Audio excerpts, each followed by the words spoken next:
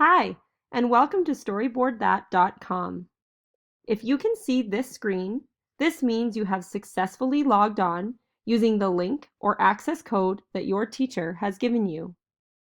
Storyboard That is an online storyboard or comic strip creator where you can choose a scene, characters, and text bubbles for your comic strip. Let's get started. If you look up here in the top left-hand corner, there is the word Scenes. This is where we're going to begin. When you click on Scenes, a number of other options appear in blue. You're going to choose one of these options as the background of your comic strip. So for example, I'm going to choose the word outdoor. Outdoor is the type of scene that I want to create. So if you look here now, a bunch of images pop up that are outdoor scenes. If you click on the last image here and use the arrow keys on your keyboard, it will move the options farther along and you can see the different options that are available to you. Now that you've seen all the options, you need to choose one of them. So I'm going to go back and I'm going to choose, I think, the beach scene for today's comic strip. So I'm going to choose this one. Once I click on it, I just click and drag it into the box that I want it to go into.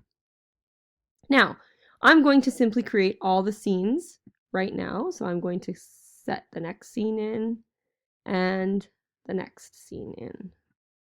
So now that I've created the backgrounds for my comic strip, I want to add characters. So I'm going to go back up here in the top left-hand corner and simply click on the blue tab, Characters. Now, you can see that there's many blue words that appear again, and you're going to choose the option that you like best. So I'm going to choose the word kids. And now I'm going to choose, if I click on the last one here again, oh, it doesn't let me go over. To click on the boy. And let's see, let's pick a girl here. Okay, so I simply click a character and I slide her into the scene. Now, you'll see that all the editing options appear. So you can choose the color of her hair. You can choose the skin color. You can choose eye color. Perhaps the pattern on her dress and the color of her dress and her shoes. Now that you have chosen what you want your character to look like, you can simply click out and back into your scene. Now, you can move your character around by simply clicking and dragging with your mouse. You can also click on the blue circles or the gray circles and actually change the size of your character as well. So I'm just going to shrink her up just a little bit so she'll sit back on that land. Let's shrink her a little bit more. Okay, I'm going to slide her into the sand there. Now, I want to add some text or a speech bubble for my character. So I'm going to simply click on the top left again in the word that says textables. I'm going to click on there. And you will see that many different options appear again as well. You can also go back up here and you can click on these options. So you'll get comic options and artistic options, signage options. I'm going to go back to classic and I'm going to choose simply a speech bubble. And again, I click and I simply drag it into the scene where I want it to go and I position it. And then you'll see that it enlarges, but that's okay. We can shrink it later. And down here in this box it's flashing the black line there. And this is where you're going to type in your text. So what you want your character to say. So I'm going to type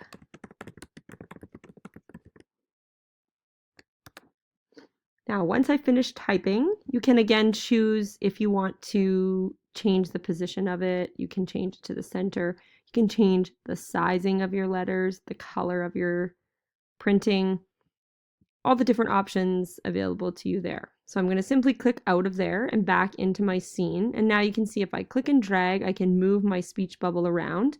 And again, I can use the blue circles to shrink my speech bubble, and then I'm going to position it back closer to my character. Shrink it just a little bit more, slide it in to her. Now, you're going to do this for the rest of the scenes available to you. So if I click now on scene number 2, I'm going to go back up to characters, and I might choose perhaps the same character, or maybe I would choose a different character. So let's just choose a different character just for today. So I will choose a boy this time. So simply click and drag the character into the scene. And again, the options come up. So we can change the hair, skin, eyes, what color of shirt he has on, pants, and his shoes I'll just keep the same. Okay, so again, once I've happy with my character, I'm going to click out back into the scene. And again, I can use the blue circles to adjust the height and size of my character. Now, again, I want to add a text bubble to what my character is saying. So I'm going to click back up here into textables once again, click on the option, and now I'm going to choose maybe perhaps a different type of text box bubble, and I'm going to click on it and drag it into the scene again. Once again, now I'm able to type in there.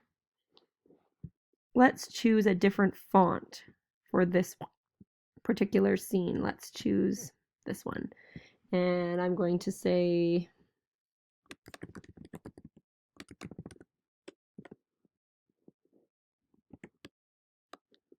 now when I'm happy with my text, you can see that it's in a different font.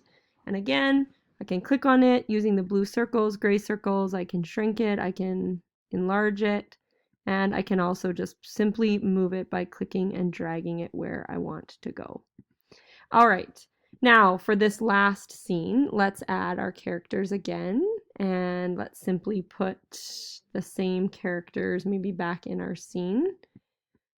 So let's go click back in here, add a character again, and now we need to change her hair, skin color, her eye color. Pattern on her dress is blue, her dress is this color, and her shoes are gray. So now we've created Anne, our character, and let's put the boy that we chose back in our scene as well. So we'll add him in by simply clicking on him, dragging him into where we need to go. So we need to change him as well. So let's give him the options that we gave that one, and we made the pants a little darker and left the shoes the same. Now, again, we're going to want to add a text box in there. So we can simply do that by adding in the one we want by clicking and dragging.